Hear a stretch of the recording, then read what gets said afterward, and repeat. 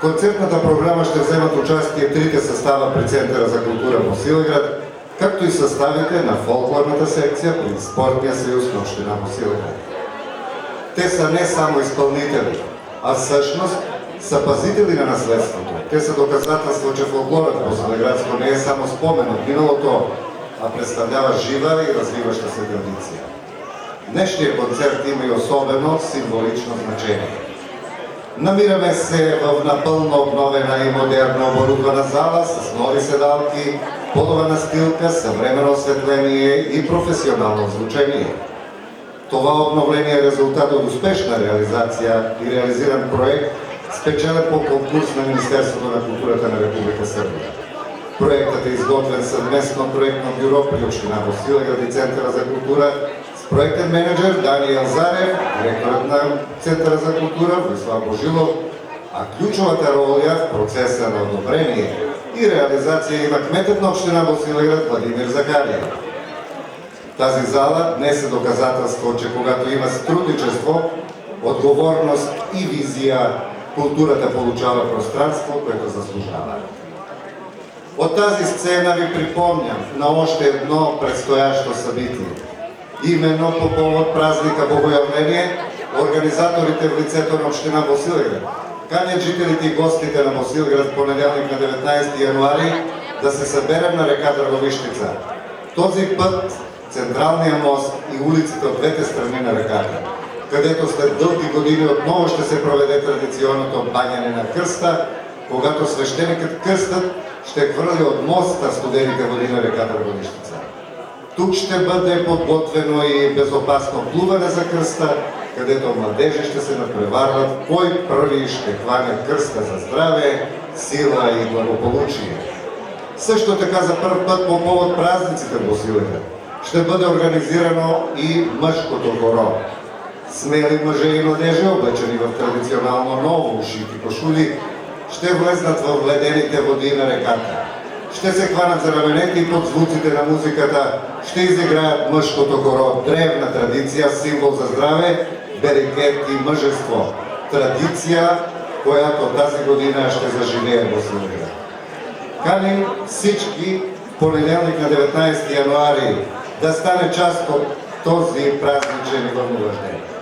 А сега за кратко, дами и господа, давам думата на кмета на община Босилеград Владимир Захариев и директора на Центъра за култура. Вечерас се не окупимо само због традиционално годишње концерта, веќе због едnog важnog trenutka за нашу установу, нашу општину и све луѓе кои културу доживљају како простор заедништва, трајања и идентитета. Овом свечаноšću званично отварamo обновljenu велику салу, простор кој е деценијама био место сусрета, стваралаштва, радости и понуса, а кој е сада добио нови изглед, нову енергiju и нове услове достојне публики и извоđачи. Реконструкција ове сале не е само технички посол, она е било улагање у културу као јавну вредност и у будучност локална заедница. Проектот е реализован с подршка Министерства култура Република Србија, кој е издвоило 10 милиона динара за реконструкцiju сале и 2 милиона динара за набавку ново озвучение и сценски разред.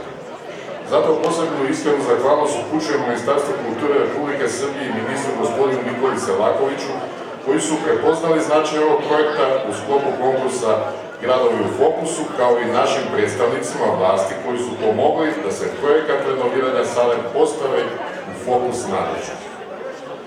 Захвалjujem opštini Bosilegrad i predsjednik opštine gospodinu Vladimiru Zakarevu, koji su sopstvenim učešćem podržali realizaciju ovog projekta i još jednom pokazali da kultura zauzima važno mjesto u razvoju naše zajednice.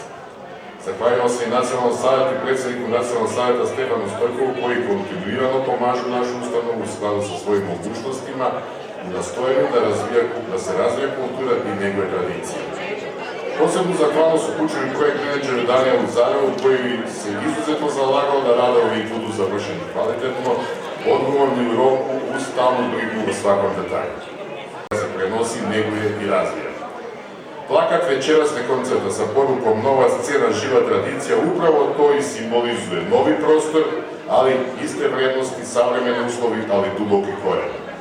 Neka ova sala u buduće bude mjesto gdje će se susretati generacije, gdje se neguje kulturni identitet, gdje se stvara, uči i deli radost.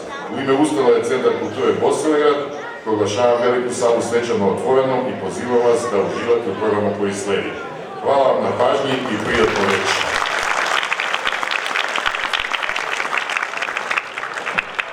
Ono novo pa se ne sviva.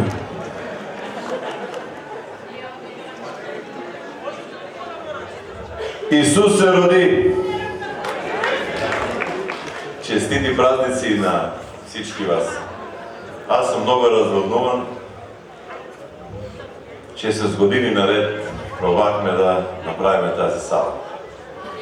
Заедно с ведомството на чело Свойка Божилов, проект менеджера Даниел Зарев и лобирането на мене и относително и на Стевкоте в Белград. Много благодарим на министър Селакович и на държавния връх, че откликна с 10 милиона и ние общината 500 хиляди направихме една прекрасна зала. След това, когато беше министър тук по посещение, позволи и това звучение, тези хубави рефлектори и направи се нещо прекрасно.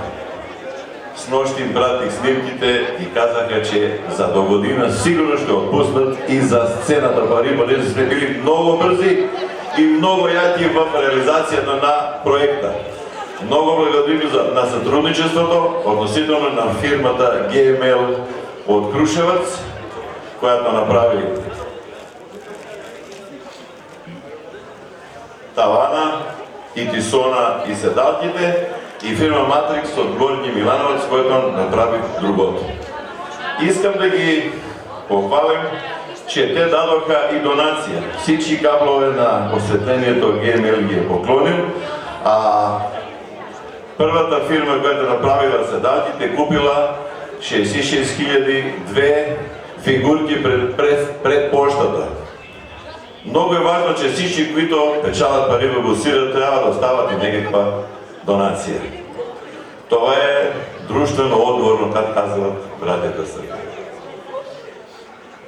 Сигурен съм, че тази вечер дечицата от двата фолклорни състава ще направят всичко възможно, за да ви увеселят и за да се запомни исторически този ден. След 70-нека година, когато е правена залата, това е историческа крачка за напред и за много по-голямо удобно за всеки един от вас. Ползвам момента да ви поканим в понеделник, ползвам момента да напишеме нова история, ползвам момента да всички, които се страхуват от студенината, не се страхуват. Ще ви превеждам. И на мене ми е студено, но айде да направим нещо, кои са нашите предци.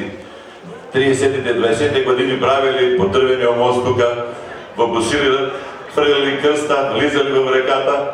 Общината е обезпечила чрез донор Ненад Якимов, купили е материала за ризите, жените в Ковас и са ги съшили и кроили, а Любен Шивачо, нашия познат, е направил всички обшивки и всички везове. Елате, вземете риза, айде да влезнеме, айде да напишем една нова история. В понеделник, 10 часа, когато мине от черквата Литията. Милове, че заличката е пълна, препълна.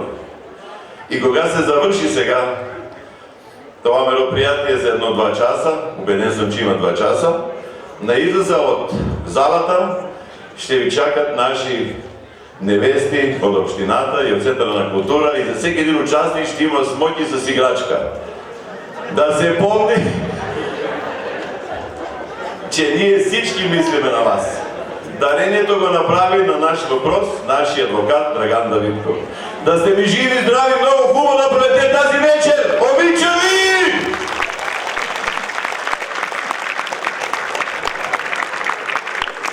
Уважаеми гости, нека тази вечер бъде празник на душата ви.